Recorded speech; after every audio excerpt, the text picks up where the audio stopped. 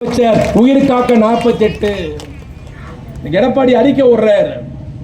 ஸ்டாலின் தான் வராரு, விடியல் தான் தராரு பாட்டு போட்டாங்களே, வந்தாரே விடியல் தந்தாரா? சொன்ன வாக்குறுதி ஸ்டாலின் நிறைவேற்றினாரா? கேட்கறது யார்? எடப்பாடி பழனிசாமி. வெக்கமா இல்லையா? திமுக பார்த்து கேள்வி எழுப்ப எடப்பாடி யோகிதா இருக்கிறதா? தமிழ்நாட்டு முதலமைச்சர் தளபதியை பார்த்து கேள்வி எழுப்ப தகுதி எடப்பாடி பழனிசாமிக்கு இருக்கா? ஆட்சிக்கு வந்தோம், இதே மாதவர ரவுண்டானால தளபதி பேசினார். 2021 மார்ச் திங்களில் மாதவர சுதர்சனத்துக்கு உதவி சொல்ல ஓட்டு போடுங்க. நான் 502 வாக்குறுதி தந்திருக்கிறேன். நான் கோட்டைக்கு போனால் இந்த 502 வாக்குறுதியை இந்த ஸ்டாலின் நிறைவேற்றும் என்று முதலமைச்சர் சொன்னார். கழக தலைவர் 2021 மார்ச் திங்கள்ல சொன்னார். சுதர்சனுக்கு ஓட்டு போட்டீங்க. 2021 மே 7ஆம் தேதி முத்துவேல் கருணாநிதி ஸ்டாலின் பொறுப்பேற்றுக்கிட்டார். நாங்க ஆட்சிக்கு வந்து இந்த மே மாசம் வந்தா 4 வருஷம் முடிய போகுது. இன்னும் 1 வருஷம் பாக்கி இருக்கிறது. பெரியவர்களே, தாய்மகளே, பெருமையோடு சொல்லுகிறோம், நெஞ்சை நிமிர்த்தி சொல்லுகிறோம், கெத்தாக சொல்லுகிறோம். ஆட்சிக்கு வந்த 4 ஆண்டில் 502 வாக்குறுதியில் 480 வாக்குறுதி நிறைவேற்றிய இந்தியாவின் ஒரே முதலமைச்சர் தமிழ்நாட்டு முதலமைச்சர். சொன்னதையெல்லாம் செய்த தளபதி எங்கே? சொல்லாததையும் செய்த தமிழ்நாட்டு முதலமைச்சர் எங்கே? 10 வருஷம் கோட்டையில் அதிமுக ஆட்சி இருந்தது. மயிரப்படுதுங்களா? தமிழ் புதுசாக அந்த நடிகர் சொல்ல தாங்க முடியலையா? இந்த மூணு ஒரு நானும் அவரை திட்டுறதில்லை, ஏன்னா நானும் அவருடைய ரசிகராக இருந்துக்கிறேன். காதலுக்கு மரியாதை நான் லவ் பண்றப்போ அந்த படம் அது பூவே உனக்காக சினிமாவில் டான்ஸ் ஆடினப்போ டைலாக் பேசுறப்போ அவர் ரொம்ப நல்லா பிடிச்சிது. இதில் பெரிய கொடுமை என்ன தெரியுமா? இங்கெல்லாம் சீனியர், நிறைய சீனியர்லாம் உட்காந்துருக்கீங்க. திமுகக்கு இப்போ வயசு 75, கழக தலைவருக்கு வயசு 72. இந்த 75 வருஷத்துல திமுக யார் யாரெல்லாம் பார்த்தது தெரியுமா? திமுக வரலாறு என்ன தெரியுமா? திமுக சந்தித்த சோதனை, துயரங்கள், சங்கடங்கள், ஜெயிலு, கொலை, துப்பாக்கி சூடு, கத்தி, ரத்தம், போராட்டம், தடியடி பார்த்த மாதிரி தமிழ்நாட்டில் எந்த கட்சியை பார்த்துக்க முடியாது. நேருக்கு கருப்பு கொடி காட்டினோம், இந்திரா காந்தியை மன்னிப்பு கேட்க வச்சோம், பக்தோசலத்தை சமாளிச்சோம், காமராஜரை பார்த்தோம், எம்ஜிஆரை பார்த்தோம், மாப்போசியை பார்த்தோம், ஜீவாவை பார்த்தோம், கல்யாண சுந்தரத்தை பார்த்தோம். இவ்வளவு பேரை பார்த்து கட்சி வளர்த்தா இப்ப யாரை பார்க்கிறோம்னா அனில் குஞ்சி, ஆமை, கரப்பாம்பூச்சி, ஆட்டுக்குட்டி.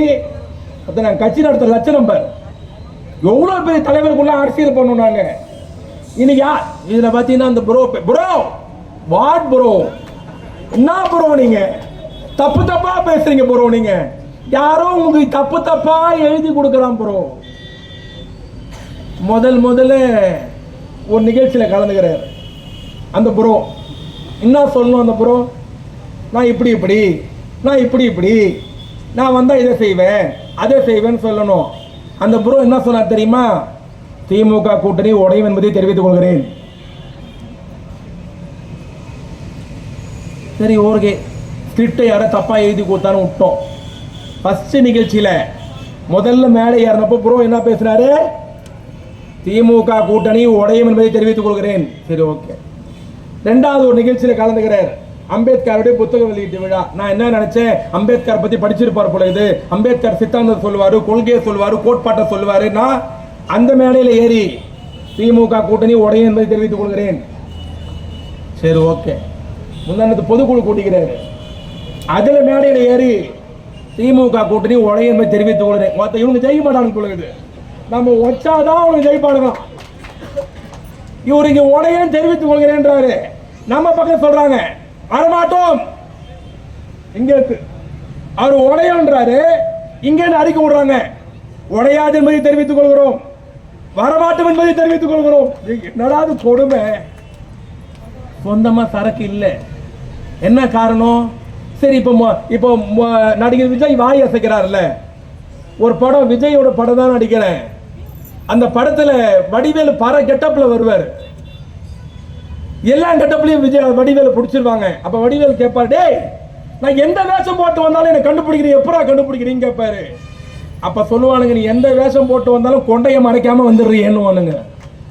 அந்த மாதிரி இப்ப பாத்தீங்கன்னா பிஜேபி தமிழ்நாட்டில் பேசி செல்ஃப் எடுக்கல, அண்ணாமலை பேசி செல்ஃப் எடுக்கல, மோடி 9 முறை பேசி செல்ஃப் எடுக்கல, அமித்ஷா பேசி செல்ஃப் எடுக்கல, ஆர்எஸ்எஸ் சித்தாந்தம் பருப்பு வேவல, பிஜேபி சித்தாந்தம் இங்க தமிழ்நாட்டில் எடுபட மாட்டேங்குது. ஆக பிஜேபி வேற ஒரு குரல்ல பேசுகிறது. அந்த குரல் தான் நடிகர் விஜய், சீமான் என்பதை நீங்கள் மறந்துவிடக் கூடாது. ஒத்தட்டு அசைகிறது மட்டும்தான் விஜயோடையது, அசைக்க வைக்கிறது நரேந்திர மோடி. பேசுறது மட்டும்தான் விஜய், பேச வைப்பது ஆர்எஸ்எஸ். பேசுறது மட்டும்தான் விஜய், எழுதி கொடுப்பது பாஜக. இன்னைக்கு பாஜகவுடைய எங்க தன்னை பி டீம் சொல்லிடுவாங்க, முதல்ல இவரே சொல்லிட்டாரு என்ன பி டீம் சொல்லிடுவாங்கன்ட்டு. நான் பணியோடு கேட்கல, எல்லாரும் என்ன கேட்கிறானா, நடிகர் அரசியல் வரக்கூடாதா, எதுக்கு பேசக்கூடாதா, செய்யக்கூடாதா? சத்தியமா செய்யலாம். ஜனநாயக நாடு, குடியரசு நாடு, யார் வேணா கட்சி ஆரம்பிக்கலாம், யார் வேணா வரலாம். ஆனால் உங்கள் விமர்சனம் எப்படி இருக்க வேண்டும்? ஆக்கப்பூர்வமா இருக்கணும். கேள்வி கேளுங்க, ரோடுக்கு வாங்க, மக்களுக்காக போராடுங்க, ஜெயிலுக்கு போங்க, மக்கள் கஷ்டம் என்னன்னு தெரிஞ்சுக்கங்க. ஆனா எதுவுமே பண்ணாம கட்சி ஆரம்பிப்பேன், ஒரு வருஷத்துல நான் முதலமைச்சர் ஆகணும்னா எப்படி ஆகுறது? தமிழ்நாட்டில் எத்தனை நடிகர் கட்சி ஆரம்பிச்சாங்க? ஐயா சிவாஜி கணேசன், அவரை விட ஒரு நடிகர் வந்துட முடியுமா? இங்க எல்லாம் அக்கா தங்கச்சி உட்காந்துருக்கீங்க. பாழும் பழமும் படம், அதான பாலும் பழம் தானே இது. அக்கா தங்கச்சி படம் ஒன்று இருக்கு, பாசமலர். சிவாஜி, சாவித்திரி சிவாஜி நடிச்சிருப்பாங்க, அண்ணன் தங்கச்சி. இப்போ பார்த்தாலும் கண்ணில் தண்ணி வந்துடும். அந்த சிவாஜியால ஒரு எம்எல்ஏ ஜெயிக்க முடியல. பாக்கியராஜ் யாருமே மறந்துருக்க முடியாது. முந்தாடி முடி படிச்சல, முருங்காவையும் முருங்கீரையும் ஃபேமஸ் ஆகிறவரு.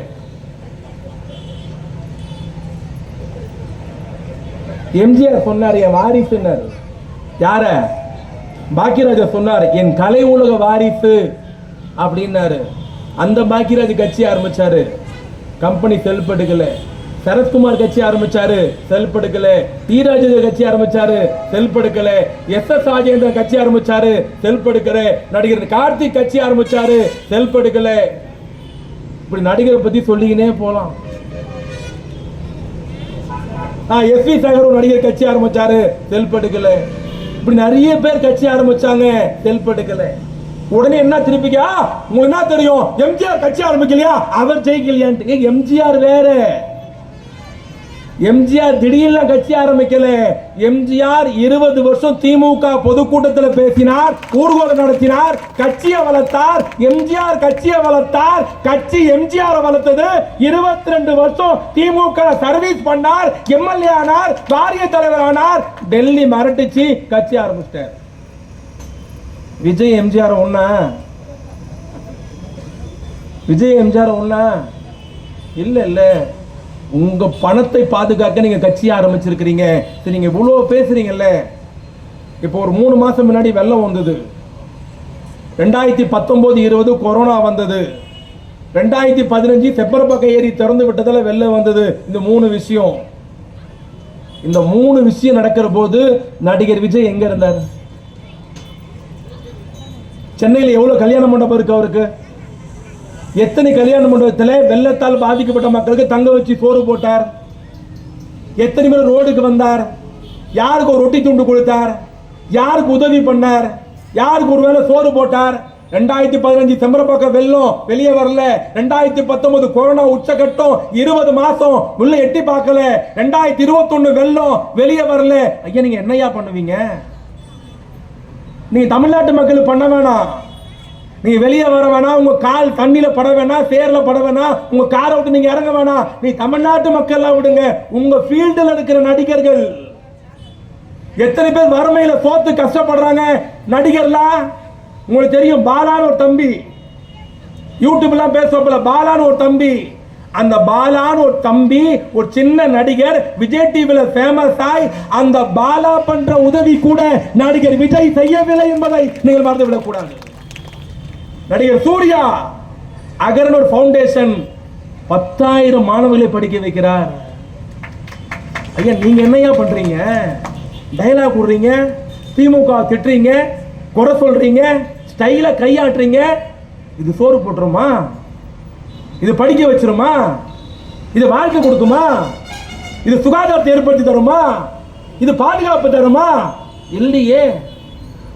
ஒரு சாதாரண நடிகர், ஒரு யூடியூப்ல ஃபேமஸான நடிகர், ஒரு விஜய் டிவில சின்ன நிகழ்ச்சியில கலந்துக்கிற நடிகர் பாலா செய்த உதவி கூட செய்யாத நீங்கள் எங்களை குறை சொல்வதற்கு தகுதி இல்லை என்பதை தெரிவித்துக் கொண்டு, பெரியவர்களே, தாய்மகளே, உங்களுடைய பணியோடு கேட்பது, இது தலைவருடைய பிறந்தநாள் விழா பொதுக்கூட்டம். இந்த தலைவன் வாழ்ந்தால்தான் தமிழ் பாதுகாக்கப்படும். இந்த தலைவன் வாழ்ந்தால்தான் தமிழ்நாட்டு உரிமைகள் பாதுகாக்கப்படும். இப்ப பாத்தீங்கன்னா ஒரு